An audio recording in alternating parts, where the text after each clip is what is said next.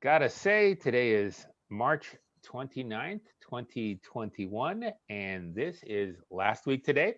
I'm Chuck Black. I'm with Al Calder, and we are going to follow up on all the best news stories posted this week in Freedom Forum News. And with that said and done, let's share the screen and pull up the pieces for this week. And you were telling me just a moment or so ago about your favorite post for the week. Which one is that, Al? I was suggesting the Supreme Court judge expects people will be forced to wear the mask, stay at home for 10 years. That's Lord Sumption. He's a UK Supreme Court judge, and he was on a local podcast in London about 4 or 5 days back. Something called Sketch Notes on a Pandemic. Now, Lord Sumption, I love that name. He's an author, he's a medieval historian, and he's a former senior judge who sat on the UK Supreme Court between 2012 and 2018. He retired in 2018 at the age of 70, which is mandatory retirement age in the UK. But he compared the current coronavirus pandemic regulations to the UK public's reaction to rationing after the Second World War. His logic was that rationing wasn't necessarily needed for 9 years at the end of the Second World War, but it's something the public wanted in order to feel safe. There's a lot of that garbage going around now too. Though all of these things, the mask wearing is not for the medical reasons, but for the safety feelings of those around us. Yeah, I think that's a lot of what's happening right now. So many people are afraid. They don't know why they're afraid, and it's nice for them to see, something at least is happening. At least I'm doing something. At least I can be mad at people who are doing something different than me. Absolutely correct. Lord Sumption has a history of complaining about the government reaction to the current pandemic. He has specifically stated in the past, he's highly critical of the UK government totalitarian lockdown politics.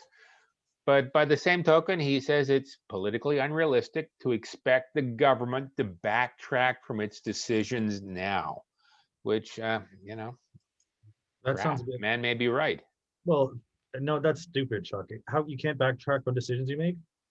Well, governments don't. Well, They, they they, can. they can, but they have consequences, and they have They should pay people. the price of what's happening here. They should face the consequences of what's going to happen to them. For real, Yeah. this is a bunch of garbage, and they're going to have to pay for it in some way, fashion. Uh, People are looking for. People are going to want once the people who are normies find out what's the truth of the whole fact. They're going to be pissed off. They're going to be very pissed off once they find out what's happened. I would say that we will do our best to tell them what's happening. Maybe they'll listen to us, and Mm. and maybe we'll move forward from there. So, Uh, what do you like here, then, Chuck? I don't know. I like what showed up scarcely an hour before we started recording this. It's the AstraZeneca story. Suspend AstraZeneca use for people under 55, according to a Canadian vaccine committee. This is a report that was supposed to show up a couple of days back, but didn't show up to today. It's from Canada's National Advisory Committee on Immunization, which is recommending that provinces pause the use of the AstraZeneca Oxford COVID-19 vaccine on those under the age of 55, primarily because of safety concerns and the fact that like 15, 20 European countries and a couple of African and Asian ones have decided not to use the AstraZeneca vaccine. Uh, Well, did you watch the video then, Chuck? Do you know why? why? They're having these strange like blood problems though and reactions with it, and they were like dying. Yeah. The That's what they're saying the problems were though with the blood. Yeah, yeah. But The print article says that there are very rare instances of blood clots in some patients. Now, you can't get more conditional than that. Mhm. That just gives you an idea of what what the media is trying to get across And in some Canada. immunized patients, notably among younger women. So that sounds like a very specific thing, though, not just a Yeah. also some young immunized patients, also specifically younger women. Yep. Yep. It's also noteworthy that the Pfizer and Moderna products haven't gotten any sort of problems either. And this is actually something that's been going on for a while. Uh, I think the original story was something we printed on Freedom Forum News way back on March 15th, where we gave a list of the European countries that don't want to deal with the AstraZeneca vaccine. And the European coverage is actually a lot more substantive. They talked about autoimmune reactions, stroke, internal bleeding, uh, and a lot of other things for young people, far younger than what you expect with a vaccine. And I sort of think this is a developing story. Like I said, it was something that came down the RSS feeds only over the last hour or so, uh, and we got to Right. see what'll happen. Guarantee you, it's an ongoing story. Right. What I agree with that, Chuck. But what's going to happen then? Like, do you think? Is and were we clamoring to get these things in Canada then? Were we breaking Hmm. about? Oh, don't worry, we have thousands of these things coming, millions of them. There's gonna be five. We'll be handing them out at Halloween. Like, You're the one who mentioned this first when there was a pause in Europe distributing this vaccine. You were the one that said, "Oh wow, Canada will buy a lot." And Canada has indeed bought a lot there, and they're hoping to roll them out. So I think over the next couple of days there'll be a lot of people in the alt media saying this vaccine isn't safe, while at in the same breath there'll be lots of people in the government media talking specifically about how this vaccine is perfectly safe. it's safe in Canada. We have daylight savings time and the loony, and COVID can't use elevators, so like there's something Yeah, that's stupid. It's really true. It's not. It's the same. It's the same vaccination that they don't want that we're taking. I guess it's nice being right sometimes, but it still makes me angry. uh, yeah, it's a really important story. It's going across national borders, Mhm. and we will stay tuned to see what happens. My favorite leader of the opposition, and my father's favorite leader of the opposition. He lives in Alberta. Alberta NDP leader Notley. Uh, what do you think about it? She's demanding that Pastor Coates, who just got out of jail this weekend, she's demanding that the church be closed. Who the hell does she think she is? Uh, Like, whose decision is this? Is it maybe a health decision or a cop decision? But I can't see this being a government decision like just like that. Seriously, uh, it doesn't make any sense then. But like, this is just a political thing is what pisses me off about it. Then, like, what timing? yeah, I think it's pretty wild. She thinks, and she is a Mhm. past premier of Alberta, I do believe. I think you're right.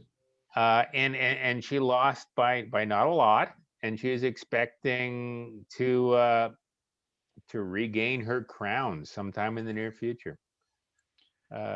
She's demanding that the RCMP and Alberta Health Services shut down the Grace Life Church. It's the church just outside Edmonton, where Pastor Coates has been preaching up until about 35 days ago, when he was thrown in jail. And he just got it very recently too, right? Yes. I Uh, saw him of interview with him, and he was talking about how his time in jail was spent, and he was saying how he's getting along with people. When they left, he left, they all clapped for him. There's a moment of silence that everyone clapped for him. He said it's pretty touching kind of stuff. He's touching to absolutely, listen to. yeah. It really is. We actually have a video of the sermon on Sunday at the church, and the pastor didn't give the sermon. He sort of took the day off, but he showed up to worship with the audience, and he did receive a rousing standing ovation when he showed up that day. So I support him. I think that people should be allowed to worship as they see fit. Hey, this guy stood up for what he believed, and who does that? Who does that? Who is so brazen about this sort of thing? You know, it says a lot about him and what his beliefs are. To him, Um, Absolutely. I don't have to share his beliefs, but I sure as hell respect them more than some people and how they treat their beliefs. Well, you sure as hell respect them more than the NDP leader. Oh no, God, no kidding. Like what the hell? The NEP though, right? Their background being they were the what was the CCF, the what was that standing for? The Southern Farmers Christian Southern Farmers Coalition or something like that, Chuck? I Uh, don't remember. That was so long ago. That was in the 1930s. That was even before me. oh, I just assumed. I mean, but it's what I'm saying that they were more like farmers though and stuff like that than this and Christian stuff, and they weren't like about shutting down churches though. Yeah, they were absolutely not about shutting down churches. Like, And what would Jack Layton say? I wonder. I think he'd be offended. He'd be Uh, disgusted. Rachel Notley can say whatever she wants. But essentially, uh, in Alberta, you can go into a Walmart, Mhm. but you can't go into a church and worship your God. Oh, I wonder who's paying the bills here. Probably Walmart. I didn't find this week to be a particularly important week, but just a lot of little things percolating underneath. Huh? Uh, Here's a story relating to the lockdowns, relating to religion and lockdowns. And this story actually frightens me more than anything else. Conservative Party cancels memberships of pastor and sons opposed to lockdowns. And this isn't even in Alberta. This is Herbert Hildebrand and his father uh, in Aylmer, Ontario. The pastor and the son of the pastor of the Church of God had their memberships in the Conservative Party of Canada canceled uh, because of their advocacy of open and free worship. And I find that quite frightening. They're certainly drawing some lines between them, and they're making enemies in a hurry. Then Yeah, they are. Just I don't understand. Speaking of making enemies, Rebel News, the group that broke this story, they're on our RSS feeds. yep. They're in trouble too. They did a YouTube post on March 23rd, and according to the YouTube post, YouTube has demonetized Rebel and cut off all of its sources of revenue on the platform. Now, Ezra Levant, the owner of Rebel, estimates this is like 400,000 Canadian over the next year. Which, if I had $400,000, you and me would both be rich. But I could estimate that you don't. But this is a little bit about the stuff going on in the background right now. There's no free debate of issues. There's no contrasting viewpoints amongst people working together all on the same team. You're either with us or you're against us. Oh, And I, and I and agree with that, but here's how I feel it though too. The with us and against us though, it seems to be becoming the political class versus the rest of us. yeah, But that's there's it used to be a bit of a right left spectrum kind of thing that I used to have in my mind who the us and them are. yeah. But I don't think it's like that though. I truly think it's a money thing. It's truly a money thing, and this really is a class struggle between the rich and the poor. It really I, is. I do find it quite surprising that the Conservative Party, which used to have its heart and soul in the rural religious Mhm. farmer class, Right? I don't understand them uh, throwing the Church of God in Aylmer, Ontario under the bus. I don't know what's there. It's political reasons for, of course. Of You course. know, what else? The Conservative Party? Who the hell is this guy? People are wondering. Oh my God, what happened to the other guy? I would also argue that Aaron O'Toole, the guy on the left, I knew who I was going uh, to say the already. leader of the Conservative Party of Canada, he came into office with a promise saying that he wouldn't throw the churches under the bus. He would protect the little guy, Uh, and evidently that's absolutely not what he's doing. well, contextually, he's sticking to it somehow. Yeah. Yeah, I would argue that he can argue that he's really trying to help people out, but I don't know. I think at some point he's kind of lying. A lying politician now, I've seen everything. uh, Here are two stories that I think are important. Yeah. First one is also from our RSS feeds this week. I was a little busy. We pulled in a lot of stories from other sources, but Chuck, who gives a shit? Just tell good the story.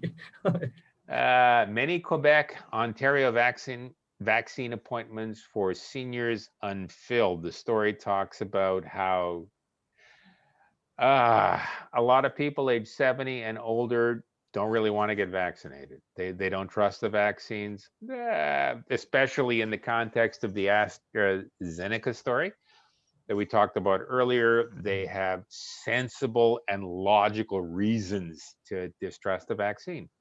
Uh, but lots of vacant vaccination appointments that need to be filled, and Mayor John Tory in Toronto is pleading with more people to come forward and get the jab. Or else the government has to pay for it, I predict. Yeah, maybe that's it. Maybe the government has to pay for it, and they're afraid that COVID will continue, and they're afraid that they will look silly. They're I afraid mean, it won't continue. maybe they got to vaccine enough people so it looks like they solved the problem rather than the problem just went away with no matter what they did. It went away and people then got vaccinated then. And so they were coincidental with each other, but not causal. Yeah, yeah, I mean, and well, someone's got to pay the bills for the whole shenanigans then. yeah. No, I agree. If the politicians are not perceived as being part of the solution, they all along then they've been a part of the problem. No, come on, Chuck. Let's go. I mean, Yeek. no, I think I'm not the only one who thinks that way then. But going back to the stories though, what about that old lady at a Holocaust survivor? I want to talk about her, but I want to talk about something else first. Mhm.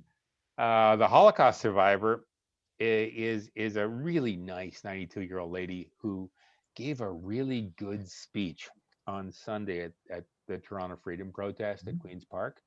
But I also note that demonstrations for the right to protest are sweeping England. About a month back, England, the parliament tried to pass a law. They call it anti-protest legislation. Yeah. And protesters are saying if you don't protest against this right to protest legislation, next month you won't be able to protest at all. And Mhm. spring is coming in the UK. Coronavirus restrictions have been ramped up in the UK, and protests are also ramping up. And it looks like the police are having engine problems too. Yeah, half dozen people have been arrested in the UK over this weekend. Riots have broken out, a lot of fires. Situation seems similar to what's happening in Montreal, when a number of people were arrested this weekend, including two rebel media cameramen. I saw And that. Except for the yeah, fact that no matter who caused this fire with the burning police car, I didn't see that in Montreal. no, there was no burning police car in Montreal. Even if whoever set it on fire, some media person trying to make a big story, or someone trying to hide the who's in the back, or whatever the heck's going on, then who knows what happened then? But I didn't see that in Montreal though. Let's move on to the next story.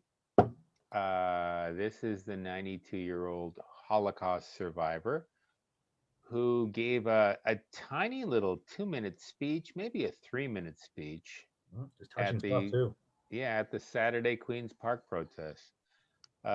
She's very photogenic. She noted the hypocrisy in today's world. Talked about the lockdowns, how it affects the healthy and the fit differently. How the poor and the unhealthy are defiled, their children are defiled with masks and all this is done in order to protect the elderly. And she said she's 92 years old and she's had more than her fair share of living, and she'd give it all up just so that what's happening to the children right now wouldn't happen to the children. Uh, 500 people gathered at the protest. They saw the speech at the end, they gave her a rousing round of Yeah. applause. And if you go down to the bottom of the article, Druthers, one of our compatriots in the alternative media movement, recorded the video, and it's a really good speech. I would encourage everybody to take a look at it. I hope I'm that hale and hearty when I'm 92. So if knowing your luck, you'll probably will be. It's all that scotch I don't get to drink. I know you keep looking. You'll be looking for 92 years, right? For the rest of Yeah. the. But I was there as well, Chuck. That was pretty touching stuff, though. It really was. Yeah, she gave a good speech. She reminded people what's important in life. Mhm. And our final story, we'll just go into it quickly. Actually, we got a couple of stories left over. Quick note, 31% of young people in the United States relocated to another city or outside of a major urban area during the pandemic. So there's migrations going on all around the world, Mhm. even from urban to rural areas. And this is an interesting stuff. Parents who don't think their children are getting a fair kick of the can. We're objecting today at the Dufferin Peel Catholic School Board, objecting to the school lockdown regulations. We had good coverage from that from Mike Baer from Free Speech Media. He did a number of interviews, got the essence of what was going on. We got good coverage from this piece because there were a lot of parents who didn't know how to complain. The school boards have been very difficult to get a hold of, to complain to over the last little while. So we think this is a good story. And I gotta say that the goofiest story of the week is freedom advocate Kevin J. Johnson being arrested in Dawson's Creek for buying soap without a mask. Are you speechless? No, I mean, how bad does he stink? He went in, he recorded the entire interaction. The idea is he went in to show somebody how to go into a no frills without a mask. The manager came out. The manager started writing down the guy's license plate. Kevin Johnson whipped out his camera and stuck it up against the guy's cheek and said, "I'm recording you. I'm recording you." And the guy whacked the camera out of Johnson's hand, and then Johnson hit him, and then he sat around feeling fairly pleased with himself until the police came up and arrested him, and the entire 15-minute interaction from the first confrontation in the parking lot to the slug to the police showing up and arresting him, it was all recorded by a local videographer, and we have everything down here, and it again it's a truly amusing video. I think it's important to note that Kevin Johnson was in jail for the night. This is not the first time he's been arrested. I think he's been arrested a dozen times in the past, maybe more. He really believes in this in being arrested for his Breaking the ideals. Like, law. yes, they give him credit for that. Well, Hmm? good for him. That's Yeah, his thing. and he was on. He does a nightly video cast on Facebook every night, and I don't know, it's the time. It usually happens around 9 o'clock. And the funny thing is that after he spent his night in jail, he was let out the next afternoon, and he still had the bar of soap he bought, right? Mhm. So he went on to his show, and it was like the Howard Stern show. He had 2 or 3 colleagues and guests on the show, and they were making fun of the soap, and they were making fun of the activity, and they were making fun of the manager of the store, and they were making fun of the police department. And then he put the bar of soap up for auction, and he got over $100 for his bar of soap. Was that $100? I heard it was more than that.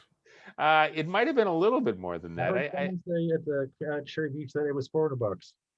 Really? Yeah. Holy crap! But gee, people say a lot of crazy things at Cherry Beach, though. I would Geez, Al, I would get arrested for a $400 bar of soap that I could sell off at I don't auction. want to know what you would do for $400, Chuck. Even soap up for that, But that's I think that sort of covers everything for this week. Like I said, it's been a kind of a hit and miss week. I think it's important to note our sponsor, DVD Canada. Click on the link. Shop their products on eBay. They are a really good group of people, and we support them, and they support us.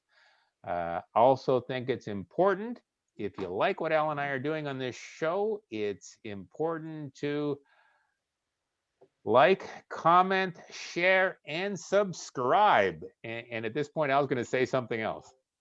Um, I don't remember. What do you want me to say, Chuck? I'm easy pickings here. What would you like? Well, you're also going to try and say contribute, give us money. So, like Kevin J. Johnson, we don't have to get arrested to support our. Oh, by the way, business. me and Chuck are going to get arrested. We're looking for bail money ahead of time, and if you could just send it in non-sequential unmarked bills, and with the Queen's picture on them, and if they're purple, they'll be my favorites. And other than that, we can take money online, and we have on our site a place to take funding. Then now, do we not, Chuck? We do. Let me see if I can pull that up. Last week we tried and it didn't work. Yeah, it's amazing how incompetent we are at that. Then, even though Yeah, like the technology. we're just big talkers about this, apparently. We actually need to be able to. You need to send us money so we can Yeah. take courses and learn how to do this properly. Who knows what the solutions are, but I would imagine that money would solve the problem, to be honest. And so yeah, we're looking for people who are also want to contribute with things like writing. We're looking for people who want to contribute content to put on the site. If you feel like you're that person, let me know. Like, we're looking for people who want to put something on the site that people can watch, read, or listen to, that keeps it coming back to the site. If you think your content might fit in, give us a shout. We'll be keen on finding out what you're all about. Absolutely correct.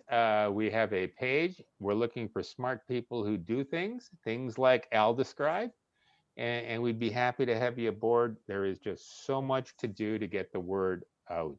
Writing, social media, business back end, simple stuff like bookkeeping and fulfilling the requirements of government and stuff like that. This is a complex system, and we need your help to get the word out to keep us free and to preserve our coverage.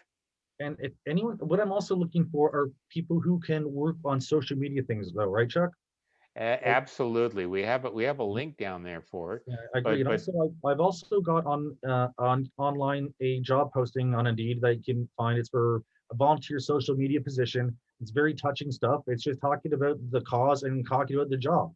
What we're looking for people who can really help out with social media stuff that I can't do, stuff that Chuck can't do, then you can. Give us a call. We're looking for people who work for free to help out the cause. Have something good on your resume and something to help out something you believe in.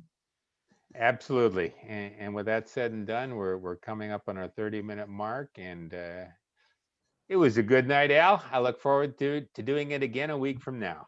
I'll say, Chuck.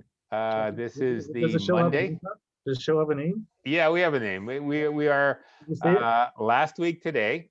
This is our March 29th show. We'll be back in a week to do the same thing again.